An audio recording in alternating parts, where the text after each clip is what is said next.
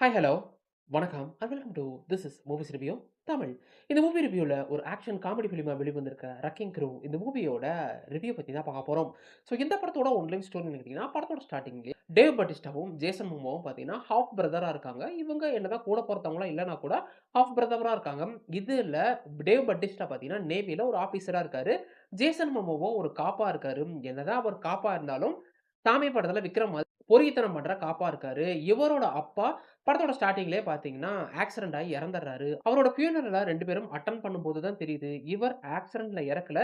இவர யாரோ வேணும்னே கொலை பண்ணியிருக்காங்கன்னு சொல்லிட்டு, ஸோ இதற்கிடையிலே பார்த்தீங்கன்னா, ஜேசன் மோமோவுக்கும், பட்டிஸ்டாவுக்கும் அடிக்கடி முட்ட ஆரம்பிக்குது. இவங்க 2 பேரும் சேர்ந்து தன்னோட அப்பாவ யார் கொன்னது? அதுக்காக நாங்க பழி வாங்குவோம்ன்னு சொல்லி கிளம்ப, இதுக்கப்புறம் இந்த கதையில என்னதான் நடந்துச்சு?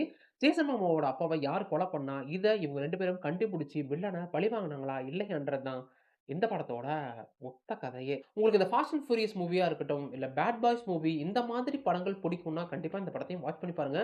இந்த படம் முழுக்க முழுக்க ஒரு ஆக்ஷன் காமெடி ஃபிலிம் தான். கதைன்னு பார்க்கும்போது 1008 டைம் அடிச்சு துவைச்ச ஒரு கதை தான். தமிழ்லயே பார்த்தீங்கன்னா, நெறைய படங்கள் இதே மாதிரி வந்துச்சு. ஸோ ஸ்டோரியா இருக்கட்டும், இல்ல ஸ்கிரீன் பிளேயா இருக்கட்டும், அரைச்ச மாவ தான் அரைச்சு வச்சிருந்தா கூட, படத்துல 2, 3 ஆக்ஷன் சீக்வென்ஸ் இருக்கும். அது எல்லாமே பார்த்தீங்கன்னா, ரொம்பவே தரமா பிரசன்ட் பண்ணியிருக்காங்க. அதுவும் இந்த சேஸ் சீக்வென்ஸா இருக்கட்டும், இல்ல ஜேசன் மோமோவா டவல கட்டிட்டு அடிக்கக்கூடிய ஒரு சீக்வென்ஸா இருக்கட்டும், பட்டிஸ்டாவுக்கும், ஜேசன் மோமோவுக்கும் இடையில ஒரு ஃபைட் சீக்வென்ஸ் இருக்கும்.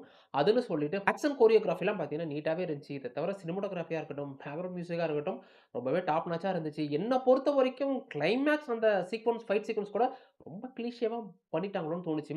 இந்த படம் நீங்க ஸ்டோரி, ஸ்கிரீன் பிளேக்காகலாம் பார்க்கக்கூடாது. ஜாலியா டைம் போகல அப்டின்னா, கண்டிப்பா இந்த படத்த வாட்ச் பண்ணி பார்க்கலாம். இந்த படத்த தூக்கி நிறுத்துனது ஜேசன் மோமோ, பட்டிஸ்டாவோட 2 பேரோட ஆக்டிங் தான். பரவாயில்லைங்க. இந்த காம்போ கூட ரொம்பவே நல்லா தான் இருக்கு. எப்படி நம்ம ராக்கா இருக்கட்டும், ஜேசன் தாகம்னு சொல்லிட்டு அவங்கள ஒரு பக்கம் ரசிச்சோமோ, இல்ல பேட் பாய்ஸ்ல அந்த காம்போவ ரசிச்சோமோ, அதே மாரி இந்த காம்போவும் பார்த்தீங்கன்னா, ஓரளவுக்கு நல்லா தான் இருக்கு. 2 பேரும் பார்த்தீங்கன்னா, குடுத்த ரோல அவ்ளோ நீட்டாவே பண்ணியிருக்காங்க. இதுல பட்டிஸ்டா பார்த்தீங்கன்னா, ஒரு நேவில இருப்பாரு. அவர் என்னதான் ஆர்மில இருந்தாலும், அந்த ஆர்மி மேனுக்கே உண்டான அந்த ஸ்ட்ரிக்ட்டா இருக்கணும். எதா இருந்தாலும் ரூல்ஸ தான் ஃபாலோ பண்ணணும்னு சொல்லிட்டு அவர் ஒரு பக்கம் போக, நம்ம ஜேசன் பாபா பார்த்தீங்கன்னா காப்பா இருப்பாரு. சாமி படத்துல விக்ரம் மாதிரி நான் போலீஸ் இல்ல, பொறுக்கின்ற மாதிரி அவர் ஒரு பக்கம் சுத்திக்கிட்டு இருக்கு. இவங்க 2 பேரோட பெர்ஃபார்மன்ஸ் தான் இந்த படத்த ஓரளவுக்காச்சும் தூக்கி நிறுத்துது.